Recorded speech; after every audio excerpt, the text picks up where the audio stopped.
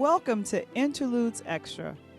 I'm your host, Valerie Johnson, and today we're going to be looking at some clips from the Brother Mine podcast. Enjoy.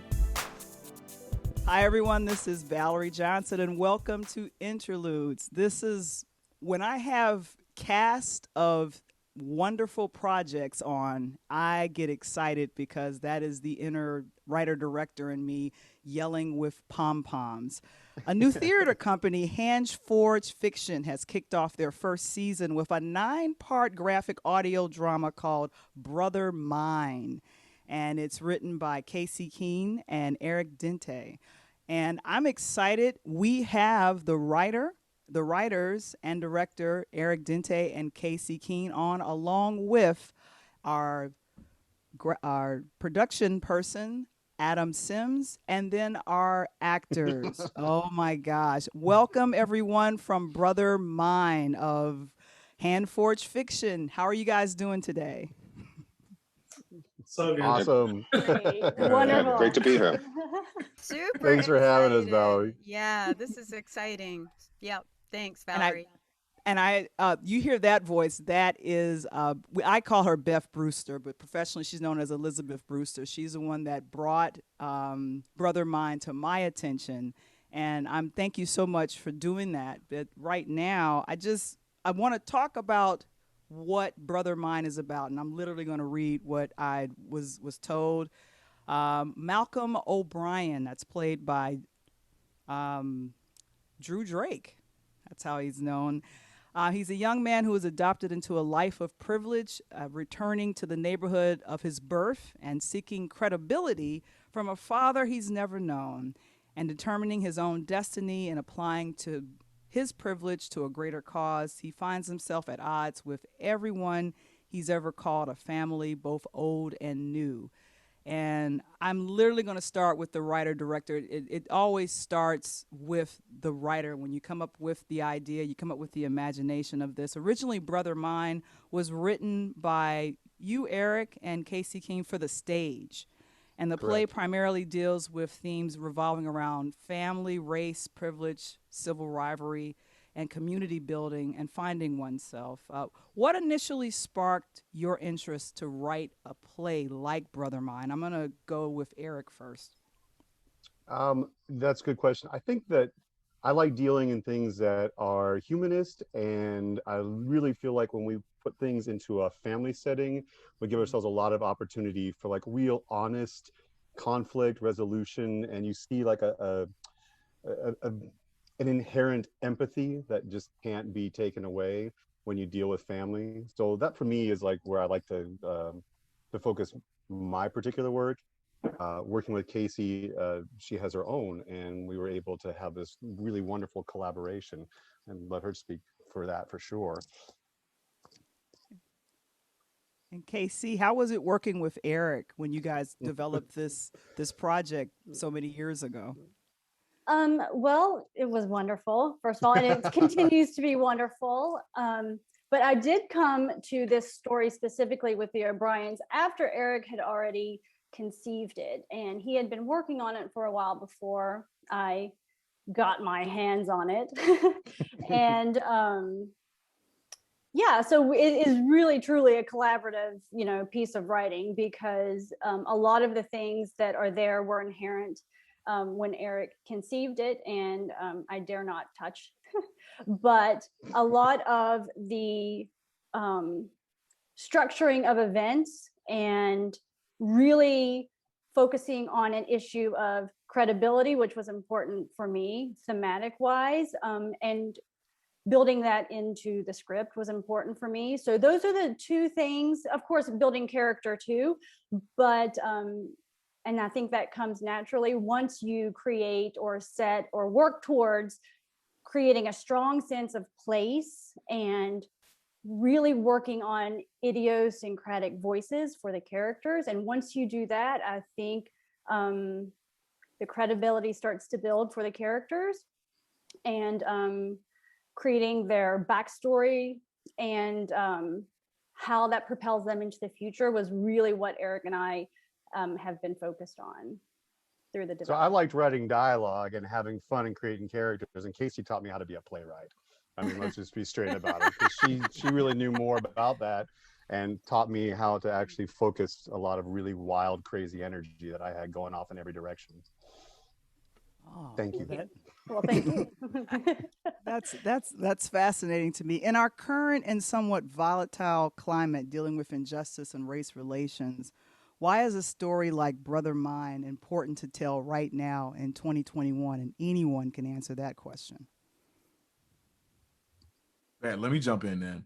I think for me, I think the importance of this story is really like for Malcolm, this idea of finding identity or finding who you are, right? And I think there's a deep conversation about community and like being raised in different areas and different communities and like really trying to find your true home and your true authenticity. And I think that's really like parallel to one. I mean, we can, definitely say of Black folks or African Americans here in America of like finding this identity, but also like clinging to like what is my truth, right? In the midst of finding that, which I think a lot of people, not just Black folks, but I think universally are in this space of like trying to find like what is my authentic self, right? And how do I show up in the midst of learned behaviors or things I picked up from family? Anyone else? Can I jump in on this? Of course. Mm-hmm.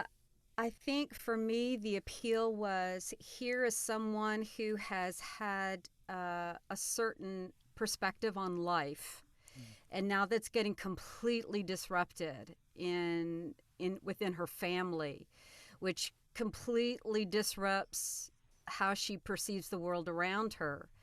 So she's having to really come to grips with that and wrestle with that and decide through the process what she's going to what she's going to embrace and what she's willing to change. And I think for a lot of us right now, that's happened to us personally. Our perception, our perspective of life has been so disrupted, so interrupted. And now it's about, okay, what am I going to do with that information, and who am I going to be because of what I'm learning? And what am I willing, how uncomfortable am I willing to be in order to embrace change? And I mean, it's a bit cliched, but one changed perspective, one changed life influences another. So that's what really appealed to me is watching this journey while in real life witnessing that journey too. So And that's the thing. I think you're right, Beth. Both you and Drew are right on the money, that the bravery of facing the unknown and knowing that that you must take on great challenges. We speak a lot about something that comes up in the play a lot. We are not afraid. It means something different to each one of us, but that ideal that we wish to strive for, that we will take on these challenges imperfectly from an imperfect place and try to find a better sense of equity amongst all of us, right? And that's the humanist, I think, and that's the reason that certainly I wanted to approach this story, these characters, these people, and the theme that's going on in this play, which is just hugely impactful to me personally, and hopefully it is for us as a team and as we send it out into the world. Wow. Anyone else? I'd piggyback on what Beth and Drew have said. Like, there's the script that Eric and Casey have written. There's really they really lay bare sort of like the there are just mechanisms, like whether it's a family or a community. Like, it really lays bare that like the way that those machines are working are leaving people behind right now. And it's this really like pretty honest and sometimes painful exploration of like, how do you take that machine apart when you're invested in the way that it's working in a way that makes it more inclusive? Yeah, At man. the risk of kind of saying what I think, I agree with everything that everyone said already. I think there's a word that I'd like to include in the conversation, which is the idea, like obligation, I think, right? So like you have that what Malcolm thinks his obligation is to his old neighborhood. And then that goes back to his parents and what's their obligation to him, and through him, his old neighborhood. What Malcolm thinks Raymond's obligation is or should be or isn't to him, their parents' obligation to Anthony, yada, yada. I think there's an idea of like, what is obligation and what does it look like and what does it mean? Does it go both ways? Does it go one way? Can we define and determine that? Which, like that's part of the conversation about, all these conversations about injustice and inequality and systemic this and that. What is our obligation to participate in, like justice or healing or fixing things? Which way does that go, and how does the conversation happen? Yeah, and I totally agree. And I think the structure of it and it being a family, and it, when you can personalize an issue, is really important, and it makes you feel about it, think about it, and engage and interact with it in a completely different way, and forces you to change. And I think the family structure and us, and like, my character having to deal with these things, speaks to some of the issues also of like broadening, taking it in a more broad sense of like the echo chamber of social media, and how when people stay in their lane and they're not these, all of these huge issues we're dealing with, they're never personalized. Well, then you're just kind of staying stagnant and you're never challenged. And one of the beauty of the framework of that Casey and Eric have done of making it a family, and that it shows how you engage with, you change, and you interact with so many different things when you can make it, when it becomes a personal issue, which is, how you solve that in a broader social media context and whatnot, I don't necessarily know. I mean, the conversations that we're having are fantastic. And I think that it's a wonderful inroad to that, and it's done very well by the playwriting.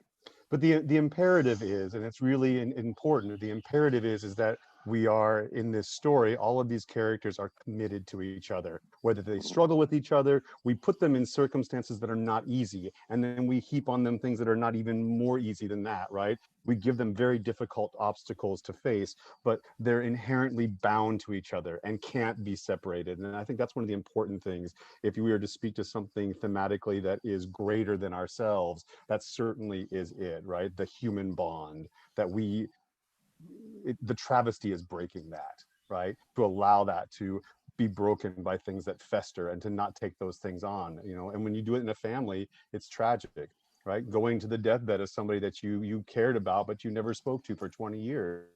How tragic is that? And to allow things that are dangerous in a dynamic and friendships and relationships and mothers and sons and all of that, it's a very sad thing. And I just feel like it's imperative for us to take those on. That's the obligation. My perspective in response to what Adam was saying. I'm Valerie Johnson. Thank you so much for joining us for Interludes Extra. Please like and subscribe, and please share with your friends. If you like what you've seen, let us know. Thank you so very much, and have a great one.